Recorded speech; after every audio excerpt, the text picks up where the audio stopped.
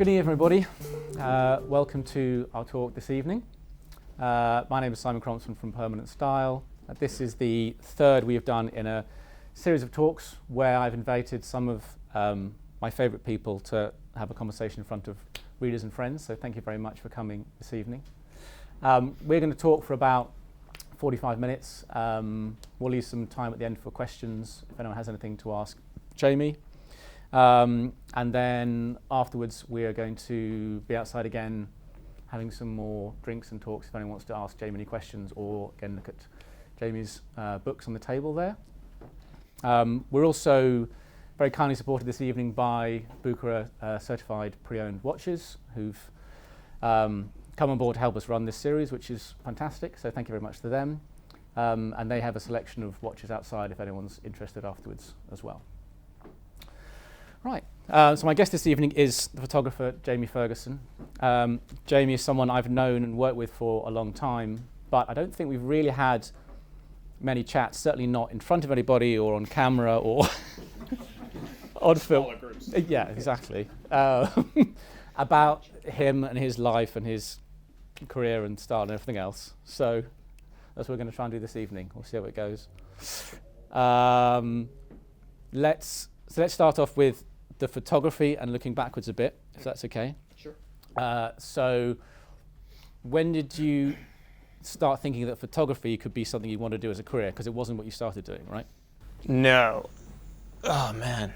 Yeah, when was the exact moment, the epiphany? Yeah. I don't know, it's... I don't think there was ever necessarily like one particular moment in time where it was kind of just like, right, I want to be a photographer now. It was kind of... I'd always just been interested in menswear and the various jobs that I was doing. Luckily, I was exposed to a lot of different like variations in the job and stuff like that, which was great in the industry. But more and more so, my roles started leaning more towards covering photography for the social media aspect of the various brands that I was working for. And that kind of led me to getting contacted by some other brands who were kind of curious as to whether I could do similar things for them. And that's, I suppose, probably when I made the decision to leave Drake's. Okay. That was probably the moment where I was a bit kind of like, I want to be a photographer. But it was almost kind of a bit like, well, God, I hope this works out. Like, hey, let's see if this is okay. So when you were at Drake's, you were doing photography for them? Yes. But also social media content and other kind of imagery generally, or? So when I was at Drake's, I was doing some wholesaling, some product development, was doing the press, the marketing, the social media. I then was also doing, towards the end, one of the first lookbooks that they did. So the very first one that they shot with Jason Jules, I had photographed that. Okay. Were you styling that as well, or involved in that? It was just the photography just side? Photography. Okay. Yeah. And then was it the reason or part of the reason to leave Drake's to go and do that full time then? That was what kind of pushed you, or the reason, or? Kind of. It was funny purely because of my multifaceted role. I was the person who was receiving the emails coming in where people were like, oh man, I really like this lookbook. Who shot that? I was like, well, that was me actually. And that kind of just led to kind of almost a crossroads where it was like I either stay working for this company or I can branch out and start shooting for. And by that point, like my interest in other types of menswear and stuff had kind of expanded beyond it. And I wanted to have a go, see if it could work. Okay. And how do you get like the technical training or know-how to do that? I mean, did you learn anything or like do any courses or how do you? Sorry, because the answer is so awful. It's no technical training. It literally was. I remember it was seeing a lot of other photography at the time, like Scott Schumann, the Sartorius website, and just stupid stuff, which is, I'd loathe to admit to this day, is where you're like, the background is really blurry, but the foreground is really in focus. Like, what am I pronouncing this correctly? Bokeh? Bokeh? Like, just like, and then, trying to ask not necessarily embarrassing questions to photographers who were willing to talk to me and kind of being like, oh, what's this? And figuring that just trial and error and trying to figure out because I liked seeing, initially it was trying to just learning that technical side of it enough to be able to kind of shoot. Yeah. And then trying to keep developing that to a point where I was like shooting stuff in a way that I wanted and then editing stuff in a way that I wanted it to look. Because I feel like it's interesting. I think most photographers we know in menswear, or certainly a lot of them, don't have like a real training, right? A lot of them kind of learn either on the job or from other people or from observation, from teaching themselves. And a lot of the street style stuff particularly has grown out that way because it's such an easy way to shoot. Yeah. Right? The lighting is quite easy, and it's easier to find backgrounds or whatever else, having to do it in a studio or control things that way. It's easy, guys. Yeah. No, it's I get a lot of questions these days, like on my Instagram, where people want to know, want advice or like how to get into stuff. And these days, it's so easy to not become a photographer. There's always going to be certain things that you're going to need or certain work you're going to have to put in to kind of achieve whatever it is you want to achieve. But I mean, we all have camera phones. We all have stuff that can, the equipment is so cheap these days compared to, 20 years ago when there was no digital, or 30 years ago, I don't know now. Do you think it's actually easier these days because people are spending so much time on their phones learning about what actually makes a good phone shot, right? Yeah. So we all do that so much more, even than when you started, that it makes that easier. It still will be, you would still have to kind of filter all that through, find out what you like, develop your eye to a degree. Certainly going and studying and kind of like learning about, composition and all that, thirds, et cetera, all that kind of stuff is like definitely helpful. Learn your camera, but the access to equipment these days is so much cheaper compared to what it was, as you say, like in the 80s or whatever. So, and also the amount of imagery that we have around us these days. It's like you see, as you say, on social media, on the internet, everything. We're so visually driven these days that it's like it's much more easier to see stuff that you're like inspired, that you can be inspired by, compared to say, before it was, magazine. Like I remember when I first was getting into it, it was like, GQ and Esquire. That was it. That was the only, like, before Permanent Style and like things like this that you plug. Right, you pay me off. But yeah, things where you had like these niche, outlets where you could like kind of I just want to see menswear, and it's like, well, that's where you could go to. Like you didn't have that. It was like coffee table books, or as you say, or magazines, and even then, getting those were hard and expensive, or So yeah. I feel like that also. You're one of the photographers I know who seems to be almost restlessly always searching for something new to do things as well. Like I feel like that's part of your character in a very good way. That like you would always be asking me like, oh, I've got this new like color treatment I'm working on, or I've got this new way of shooting it. Do you mind if we try and do it this way? And I feel like that happens a lot, almost more than anyone else I've worked with. That you're always trying to find something a bit new. But I think but that's the extension of that same learning process, isn't it? Like, because it must be a point you could easily get to where, particularly with something like street style, like I can do these kind of shoots. Everyone asks me for the same thing and the same pose and the same stuff, and you sort of stop learning and stop trying to do something different. Yeah. But you always seem to find a reason to carry on. Reason to carry on. I mean, it's. I think you've probably described it pretty well. It's like I'm pretty restless, and I'm kind of also like wildly professionally jealous of every other photographer that I see or am friends with, or and being friends with is the worst with them. Where you're friends with me, you're just kind of like, you're so good, like, congratulations. It's seeing that kind of thing, and then you're like, oh, that's really interesting. I wonder if I could try that. And I think it's often you'll find stuff that you can, little bits and pieces that you can take away and maybe implement into your work. Okay. But then there's some stuff that you're just kind of like, oh, that doesn't work for me at all. What's an example of something you've taken that has or hasn't worked from somebody else's kind of stuff? I mean, you can look at it even just from a perspective of like a way I would color treat or edit a lot of my photographs. Like lately, I love really warm tones. So anytime I'll see an image that is perhaps cooler in temperature, I'm always a bit like, that's amazing. And then whenever I try and replicate that in Lightroom or whatever, I'm always a bit like, it's still not what I am not able to create the feeling myself that I have from seeing that work of somebody else's. So you find it hard to replicate a colder look, and then be content with that. Okay, so you want to warm that up when you see it because it doesn't look. In my head, I'm still like, I'm not doing it as well as this person has done it. Like, I haven't been able to achieve that, and I'm like, okay, that's fine.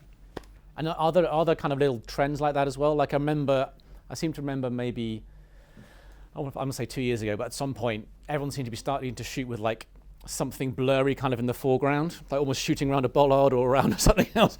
I don't know, and I don't know if that's just like lots of people on their phones doing it, but like.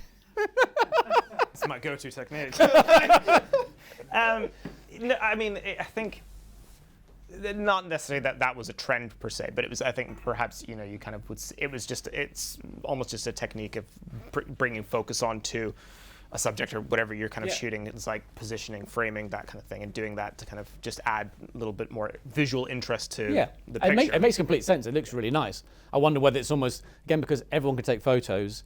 And there's so much imagery out there. All you need, like within a few days, you could have one person do an image which looks good like that, and everyone's trying to do it on their phones and replicate it, and like suddenly you kind of see it everywhere like really, really quickly. Yeah, it's. I think it's harder to. I find it trickier to see it because a lot of the stuff that I'm looking at is limited to. Is menswear photography. Like that's the stuff at the end of the day, if I wasn't doing photography, I'd still be obsessed and love menswear. And so I just want to see cool dudes in dope clothes. That's all I want to see. So like that's very limiting in terms of, the type of trends that you're maybe going to see. It's, and the trends that I would see in that regard are more the style of the lookbook. That's what's driving it, and like kind of seeing the trends that you would see in the lifestyle kind of shoot, or like this kind of a studio shoot, and what they're trying to achieve with that, or for when Amy Leon Dory started doing their studio stuff with their friends from the neighborhood and stuff like that, that's started being emulated by a lot of other brands and stuff, and everybody was trying to do their take on it or whatever. And so it's like that's more the kind of trends that I kind of see. Yeah, in terms of it's more about the composition and how you put the shoot together rather than individual stuff. Like there's more red in this one, Okay. And so you left Drake's to go and be a photographer full time. Like, how did that go? Was that easy, hard? To find enough work, to find work you liked? Yeah.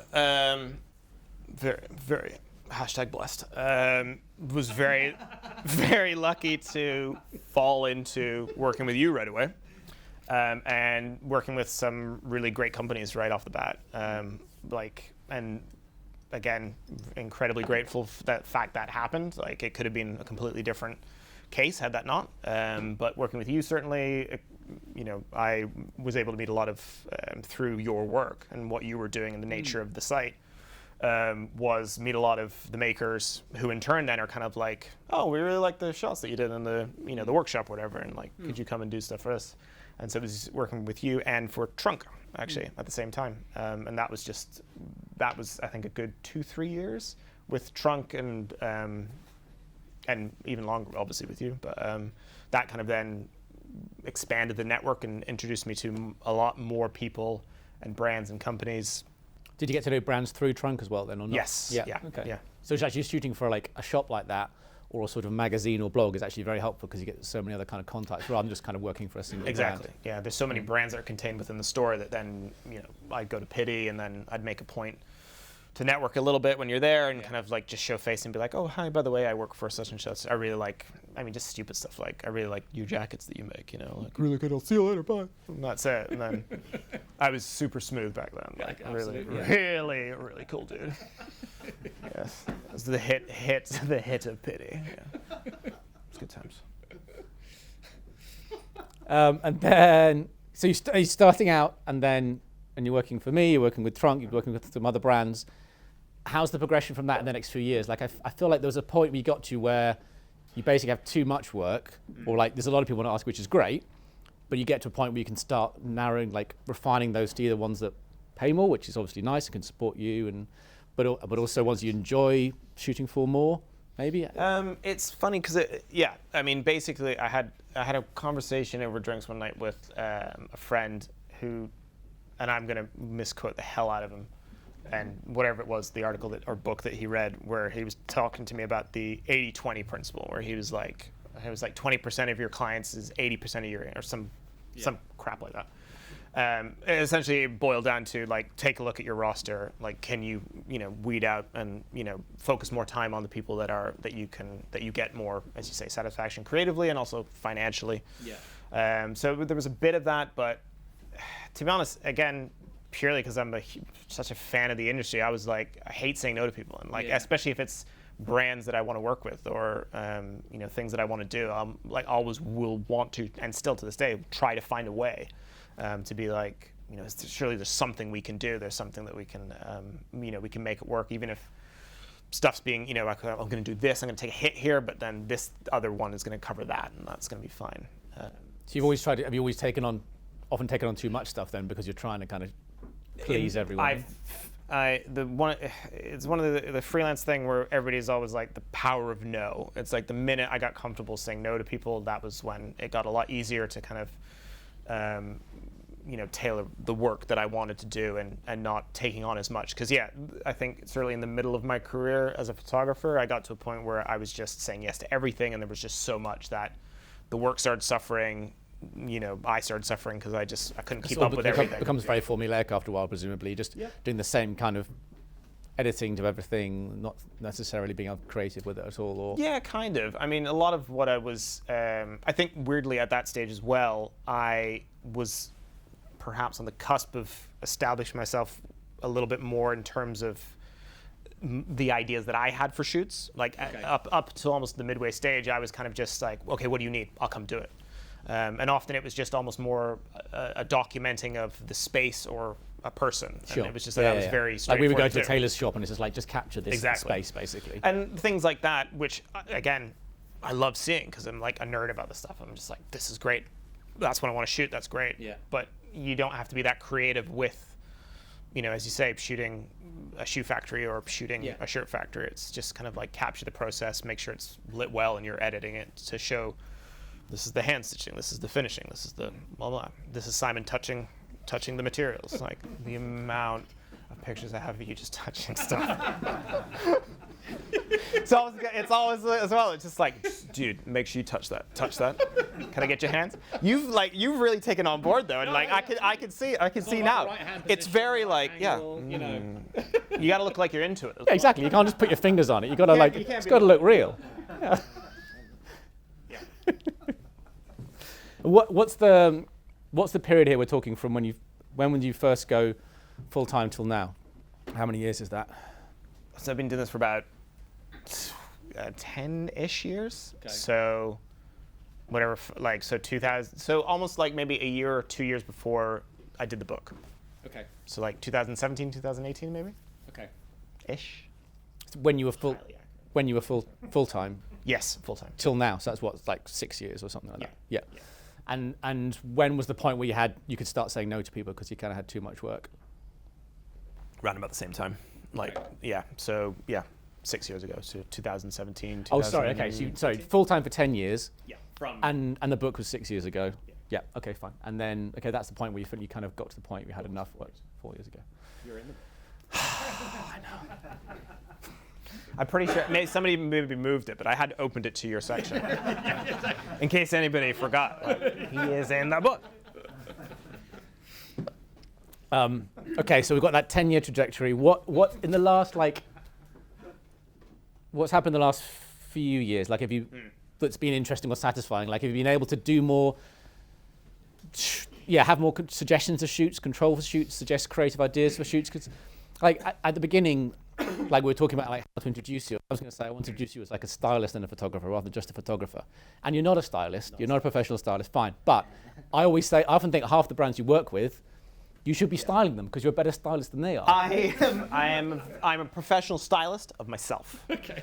That's the thing. I'm like, I can dress myself. Yes. But even for a lot of menswear brands, I think you could tweak it slightly to kind of style stuff very well for them. It's that weird thing. But I always say, my wife and I have had this conversation before where we've had few friends in our group where they want some advice or something like that, and her thing is always like, never give them advice, and I'm always just like, why not? And she's like, you're just gonna dress them like you. Which she hates because she just filled with the room. This is a conversation. Jamie's, but Yeah, exactly. It's fair. It's accurate. It's very accurate. The troubling thing is, and this is a good conversation probably for a whole other talk, is that thing where I don't know how you feel about this, but it's like menswear guys dress for other menswear guys, and it's like high-waisted trousers, like really weird tweedy jackets and stuff like that. Like my wife is not into any of that kind of stuff. Yeah. So she's like, "You're gonna dress them like you." I'm like, "No. There needs to be an element of, like, okay, what is that? How are you gonna balance out what they like wearing with it?" Like, yeah. And so equally, if you were kind of styling for a brand or whatnot, I would struggle to not. I mean, so my wife is right. I would try and dress them like me. Yeah. Is that how would I make that look like it's their brand rather than I'm kind of, because I would constantly be seeing stuff and being like, okay, but I want it to look like this, and I think it should be worn like this. But you have to bear in mind that they need it to look a certain way. Yeah, which is kind of, I feel like it's almost the age we're living in, right? There's lots of people who have either are kind of photographers or have blogs or whatever, or magazines, but they're all very personality driven and small brands that we know, and it's often driven by that person's personality, that person's look, and what they do. But actually, there's not that many people we know who are either through choice or ability, who are kind of actually doing everything, who can be that kind of really professional stylist where they could style anyone in any style that they looked and kind of be that adaptable, because that takes a huge amount of knowledge and kind of awareness of those different styles compared to this. Absolutely. But oddly, I'd say a couple of my friends who are working as stylists and do phenomenal jobs at it, and they don't necessarily suffer from this, but they're incredibly good at their jobs because they are doing that thing where they're like, I'm working for this brand, it needs to look this way. Okay. So they're not able to, and yet they have themselves great personal style, so they can't. And things that I always want to do, I'm like, I would always have to operate under if I was ever doing this, would operate under the rule of less is more, because I would always be like, no, more is more. Like, I want throw everything you can on. Like, no, we need like a neckerchief, we need a hat, we need like boutonnieres. Like, what's this? Not boutonnieres. Sorry. Oh, I've embarrassed myself in front of the room. I'm really sorry. Sorry. Pity had it like a really bad effect on me. But I would struggle with that, where like I was passing the shop today actually, but Sunspell, for example, like Sunspell know exactly what they do. Like they're like beautiful imagery, great clothing, but if that was me, I'm like, no, I want a little bit more. This is like, and I don't mean this in a negative way, but it's very basic. But I'm like, that's what it needs to be. That's how that brand sells their clothes, and like that's great. But I'm like, can we layer up a little? Can we, what are we doing here? Like, yeah. And I would struggle to not want to inject that in everything I was doing. So it's fine on me. Just rewinding slightly to that point about your wife, in common with mine, as we both know, who don't care about clothes at all. So what is your wife like that you wear the most? What's the sweet point between like clothes that you like and clothes that she actually likes you wearing? The sweet point. Dear Lord, like it's like jeans and a t-shirt. It's not, and not even. I'm like, babe, this is loop wheeled. Like, check out the weight of this. This feels amazing. And she's just like, doesn't care. She's just like, it's white. You're like, yeah, this looks really good. Well, like, off-white. Sure. Yeah, exactly. Like, oh gosh, yeah, exactly. It's actually, it's just because I'm in a weird light. It's fluorescent, so it's actually ecru, but that's fine. Yeah. I mean, it tends to be. Oddly, a lot of stuff that I'm kind of getting more into now, which is like 90s sports memorabilia from Canada. That's the stuff that she's loving, obviously. Yeah. Isn't everybody, please? Everybody got their Blue Jay stuff? But that's the stuff that she's kind of is more like, because it's very much more akin to the way I dressed when we met at university. And then and then you do the hashtag menswear thing, and you want the soft-shouldered Neapolitan jacket, and like, babe, she doesn't like. I'm like, babe, check it out. check out this buttonhole. Like, nah. I don't call her babe either. Sorry, she'd kill me. Exactly. It's cool though. She's never gonna watch this, so.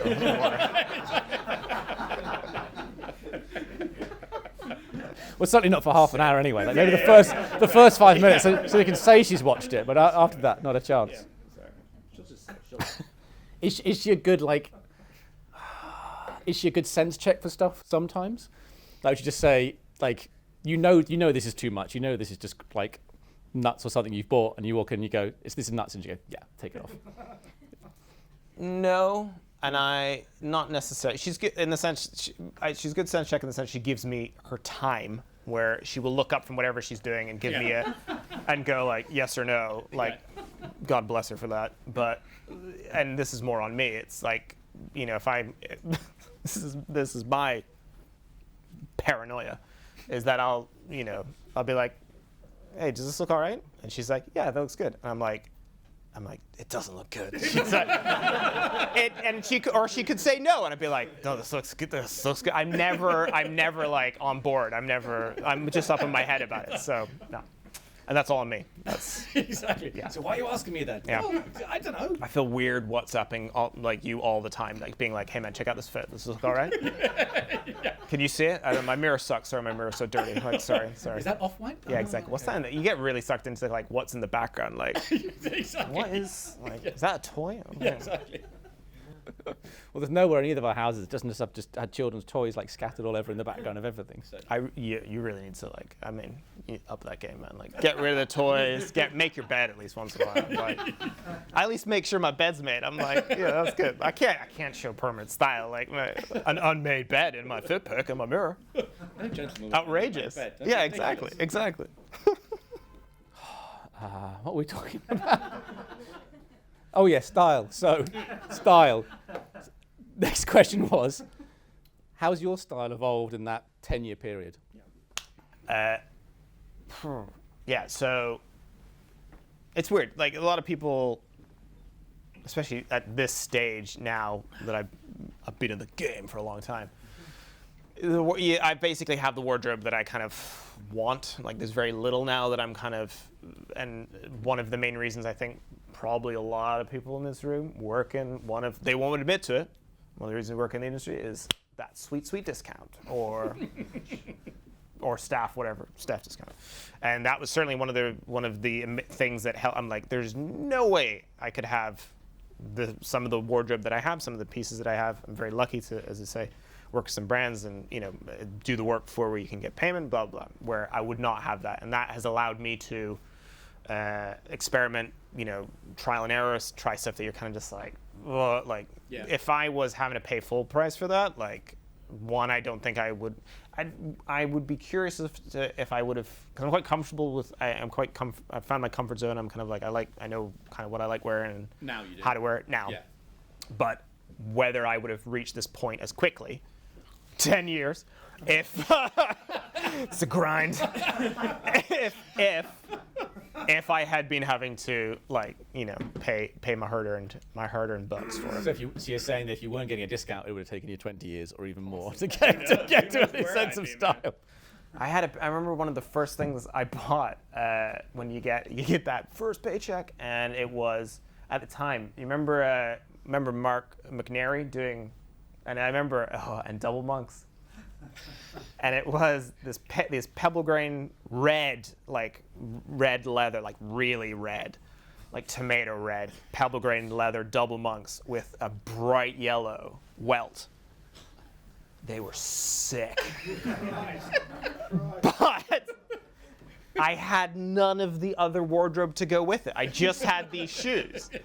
So I'm like, I think back on those, and I'm like, how could I wear them nowadays? I think, you maybe get away with it, but then I just love them. The look of them. It's like, this is, yeah, exactly. And and it was also that taking the time to figure out that just because you can like something visually, like the aesthetic of it, doesn't necessarily mean that it's going to fit into your wardrobe or your personal style. Yeah, I feel like that's a point that must be some point in that kind of maturing of a style where you can really admire something that someone else wears, but know either from bitter experience or just from judgment that it's just not going to work for you, right? Because I think when you're young, you never really think like that. You're always like just chasing the thing that you want, that's your style.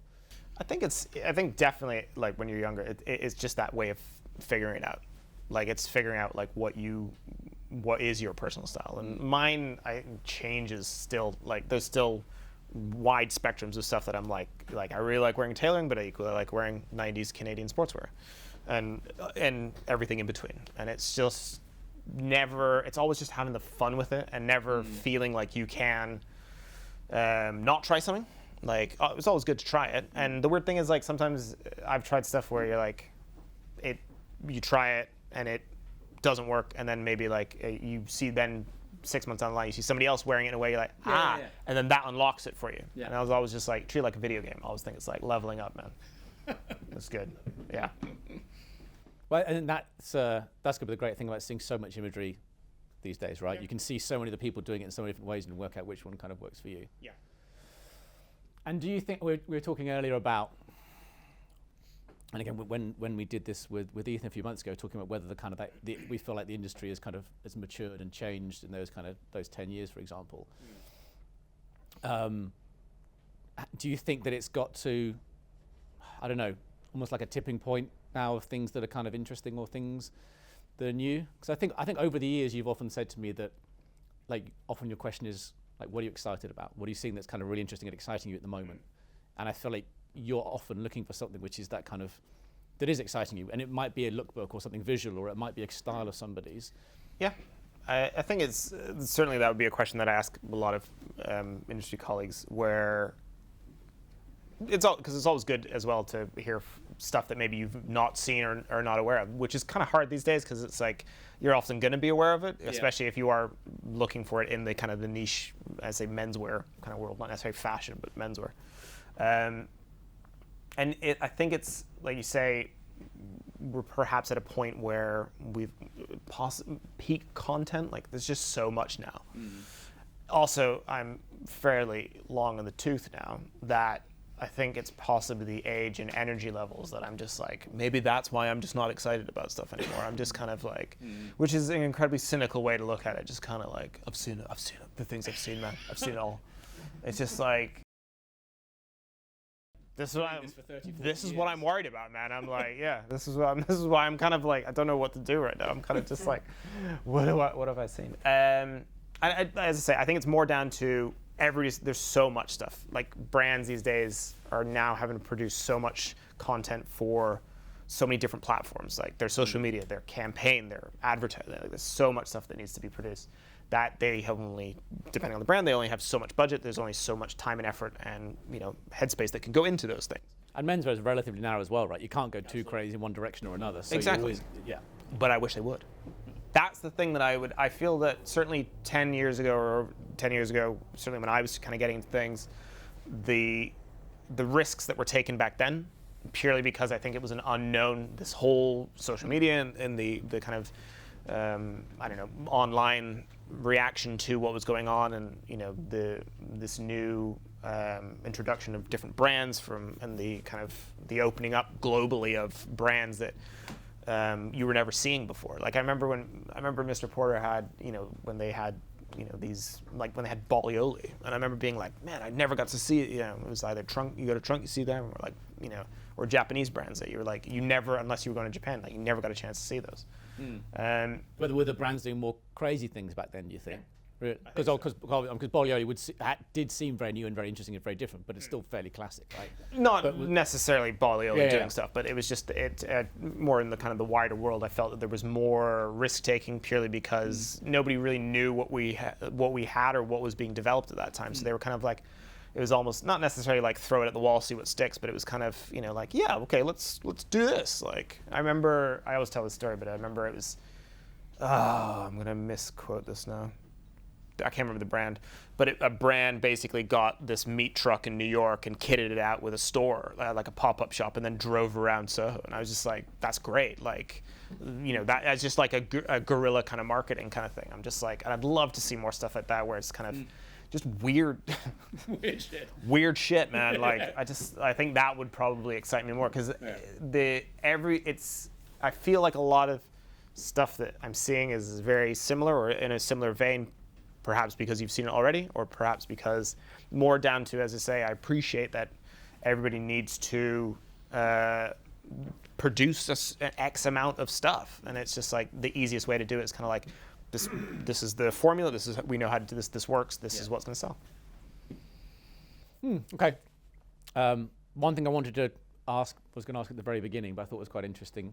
So you trained as an actor and briefly worked as an actor. I don't know if you can tell. But I think a lot of people know that, but maybe not everybody. But how do you think that has? How has that affected different things, the brands of photography, or or being interviewed in front of 60 friends and readers?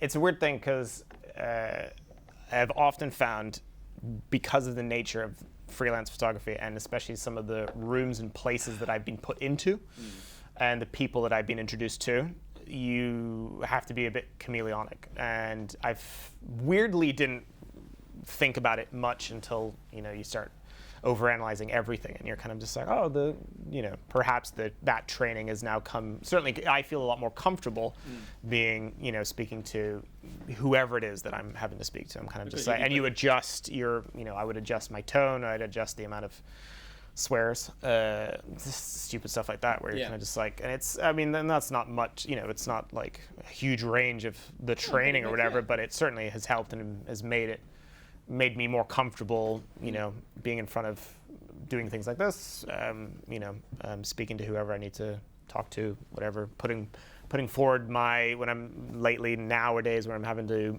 pitch more stuff, and come up, it just has made that certainly easier. And I guess when you were a photographer, were you in lots of different situation, like one day you're shooting for some super luxe brand where actually it's very luxury, there's a lot of high pressure, you've got some very kind of rich customers, and then you're in like someone's workshop, and again they're all effing and blinding or whatever. It's a very different kind of atmosphere. So much you're effing shooting. and blinding,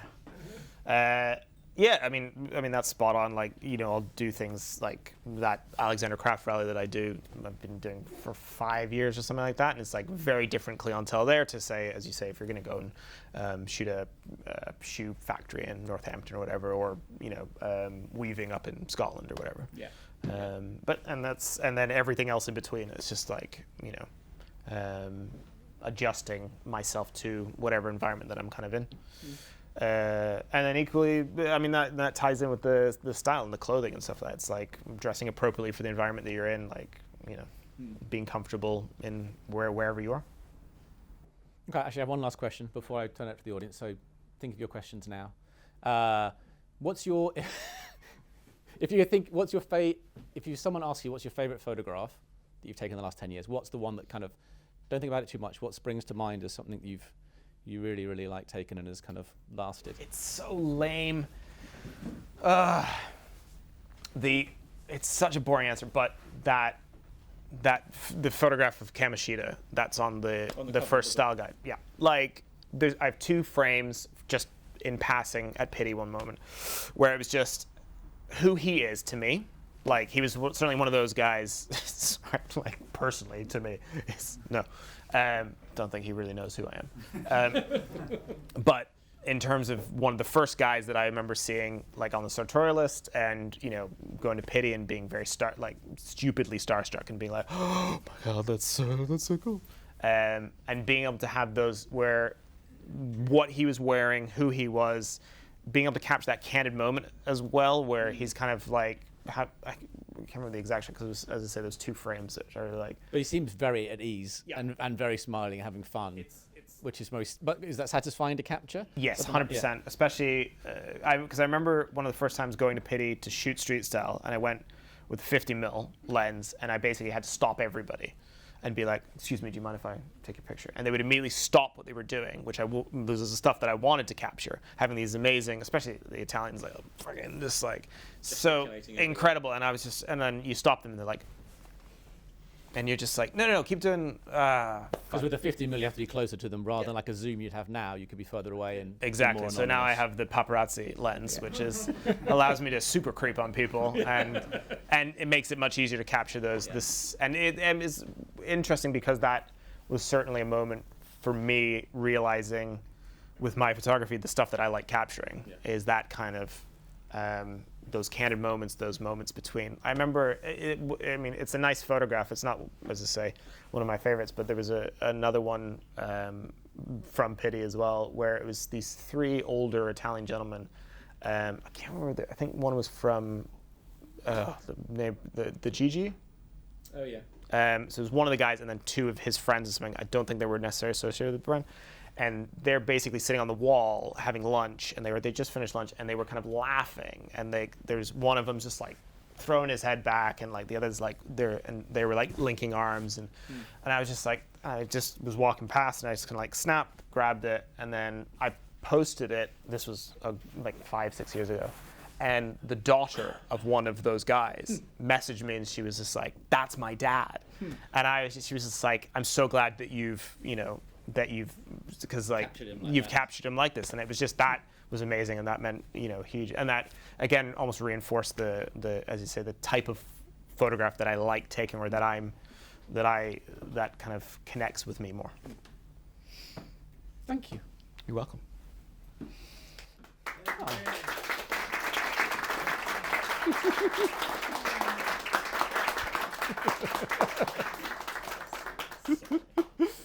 Okay, what questions do we have for Jamie? Who's got a question? In the back. Oh, sorry, guys. We have a mic. Would you mind using the mic so we can get enough volume for the film? Thank you. Thanks, Aidan. No worries. Do you have a dream brand or project you'd like to work on? Good question. Think deep. It's tough, and it's quite, again, from a perspective of being a nerd about menswear and the brand, but this Amy Leon Dore for me was just, seems maybe a very obvious answer to say now, but it's just like everything that they've done, I've just been like, this is phenomenal. And they kind of have managed to, for the most part, top what they've done in the previous year. And just in terms of what I'm into and visually, I'm like, this is great. This seems incredible. They have such a great understanding of who they are, where they're from, who their customer is, and like how to market it to that. Saying that, because it's so good, they do not need me. Like, there is, so in no way would I ever be able to be like, roll up and just be like, hey Teddy, can I call you Ted? Like, let me show you my home studio self portraits, bro. I think Amy Leon Dore really needs this. But yeah, I think that, just off the top of my head, I think that certainly would be one. Anyone else? In the front. Thank you. Thank you. Long time listener, first time question. Firstly, sorry for missing the memo about the cord suit. I apologize. It's all right, you're forgiven. The book, are you planning on doing anything else publication-wise? And then with what you were saying about your change of what you're interested in, would you do something different, or would it be a different subject matter per se? Do you feel like you kind of covered everyone in that you wanted to, and so therefore you'd want to move on to something else? Different in terms of I don't know. You would or completely different. I don't know. You were kind of saying you feel like you're not as you're always looking for something else, and therefore would a publication reflect that? I suppose I don't think I'd ever be able to move away from the industry, purely because again it still brings me so much joy and happiness, and and a lot of it is down to kind of a lot of the people in this room, like making the friends that I have, which is great. It's just like, I don't think I would have met these people if I hadn't been doing this, and I'd like to think, I should have gone on to say this, is that I'd like to think that I would be able to, at least for the stuff that I would kind of want to shoot, be able to find a way into, or come up with something where I'm like, okay, this is how I'm going to do it now. This is, and hopefully discover that way, which again, as I was kind of saying, would hopefully be more risky, more kind of a bit more out there, just a bit more weird. Again, like a lot of the self-portrait stuff I was doing at home during COVID was born out of necessity of not being able to work, but also kind of the stuff that I wanted to see, which is a little bit sillier, a little bit more tongue-in-cheek, a bit more just the kind of stuff that I didn't feel I was seeing, I feel menswear at times kind of suffers a lot from being cool, like cigars, whiskey, like fast cars, Sean Connery, all that. And I'm just kind of like, that's not me, I can't pull that off. And I'm like, I just want, so my thing was always just like, let's just be silly with it. Let's have some fun, but still have the clothes look like they can. And in terms of books, I mean, I'd love to at some point do another whether a sequel to this guy or I'd really love, to be honest, to have a book, just kind of more of a collection of my street style stuff my favorite street style stuff that I've been shooting, because I did this during COVID. I'm sure everybody had kind of time to kind of do some things, and I put together like a rough folder of images where I was like, these are 300 of my favorite ones, and could I turn this into something? So at some point, hopefully, maybe could turn that into a book. It's always that thing of like, does the world need another street style book? Maybe, but I don't know. And then I don't know if we can. I don't know if you. Yeah. And then I don't know when it's coming out. So we're working on probably on a sequel to the Style Guide one that we did together a few years ago. Because that's been just the most popular thing I think we've ever done, like a permanent style project. So we'll do one. The most popular thing that Permanent Style has ever done. It's quite a low bar. But, you know. It was pretty low. That was all right. Yeah. Not hard really, but yeah. So we're planning a sequel, probably like later this year, maybe. Excellent. So before you were talking about your coveting these Mark McNary monk strap shoes, and they're bright red with a yellow well, and you were saying you were frustrated when you first got them, because like even though you dreamt about these shoes, you got them and you realised you didn't have the wardrobe to go with them. And I'm just curious, what does that wardrobe look like? I knew this was gonna be. I was like, what would you wear? Yeah, I have no idea. Like, I think I was maybe bullshitting a little. Like, I'd like, bigging myself up, and I'm like, yes, that I could style them out. I'm like, I don't think I could. Those things were tough. It was like bright yellow as well, like not neon, but like luminous yellow. Oh man, and then a big, because was it Sanders who used to make the, and it was like a big sole to them as well. Like they were chunky. No, I'll get admit defeat on that one. I'm like, I'll text you. I'll let you know. Like maybe on another day if I can't think of anything. But unfortunately not. I don't think there's no such wardrobe. It does not exist. First, well, thank you very much for a very entertaining and interesting talk. I wanted to sort of ask. Obviously, you work with quite a lot of people in your career. Who has been the biggest inspiration in terms of your personal style I'll take this one. He doesn't like to talk about it very much. Or rather, which have been the brands that have informed the way you dress right now, to the largest extent?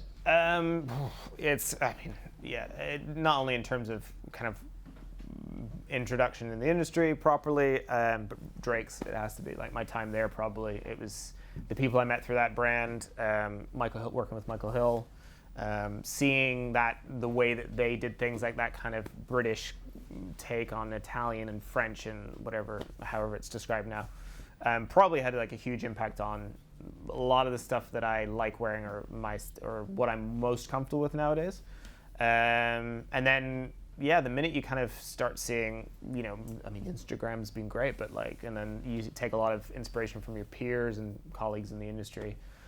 Aaron Levine, I have basically been buying every single piece of his wardrobe, not to cosplay, but just to hopefully mix it up. But and I'd say he's lately in the last sort of 3 years or so, he's been a big inspiration. He doesn't really post many fit pics anymore though, which is a bit disappointing. See, something you didn't get mentioned. No. Oh well. Never mind. Anyone else? Yeah.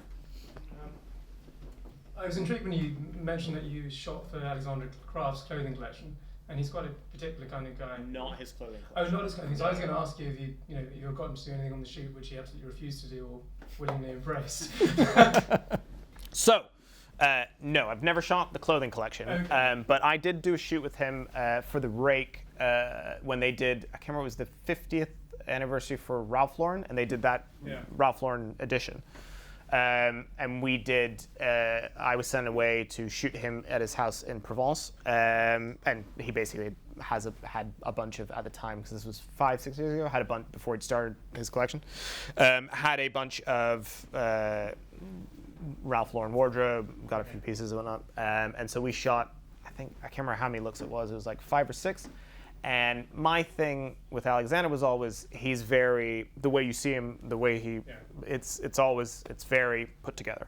And my thing was always like, right, I want to try to bring you out of yourself. Like, I want you to do things that, try and get you to, And so I remember trying to do one, I was trying to get him to do, there was an old shot of Sean Connery where he's sitting on a couch in a suit, but the tie's undone, and he's like got a whiskey or something like that. And I was it was towards the end of the day of one of the shoots, and I was like, hey, can we try this? And he was very gracious and, humored me. And then it's just that thing where you're kind of just like, it didn't really kind of work. It was kind of just like, so the person also who you're shooting has to be comfortable and like understand what you're trying to achieve. And I described, and he knew the photograph, and it just didn't work out.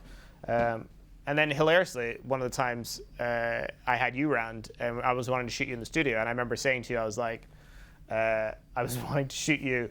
I was like, hey man, I'm gonna get you to do some silly stuff, and you were just like, I'm not doing anything silly. And I was like, fair play, man, fair play. What did you have more in mind? And you really wanted to kind of like more, like really, it was very like, it was more, I think it was more bicep action, because it was like, you'd just had the t-shirt, and man, those guns were good. I'm just saying, like, it might be the lighting, I don't think it was, but I'm just saying, like, and I think it's funny because, I mean, not to speak about just Alexander, but it's that thing where whoever you're shooting, it's kind of knowing who they are a bit, and them having to be comfortable with whatever it is that you're trying to achieve. And if they're not, I mean, you when you're shooting, you can kind of get a sense within the first 20, 30 minutes if you're like, this is not working, you need to maybe mix it up. They've just been horrified. You'll completely miss the mark. And just no, I've hit the mark every time. It's been, I mean, my record is like, not necessarily. There's been certainly moments where you, as I say, you just realize very quickly that you're like, okay, and then often at times it's the people I've worked with who maybe haven't been in front of a camera very much, and it's trying to bring them out of themselves. And often you will go through a whole session, half day, full day, an hour, however long you have with them, where it's just almost at the very end where you get the 10 minutes where, and I put the camera down, and I just often will just be chatting to them a bit about who they are, what they do, just trying to make them just laugh a little, loosen up a little, just try to get them to forget that they are in having their picture taken. And then you then try to, while they're, just in that kind of moment, that candidness, try to get that one. And often, you can kind of get that. But you do have to work pretty hard at it, sometimes. Okay, thank you very much. Thank you, Jamie. I'm afraid we've run out of time. Thank you very much, everyone.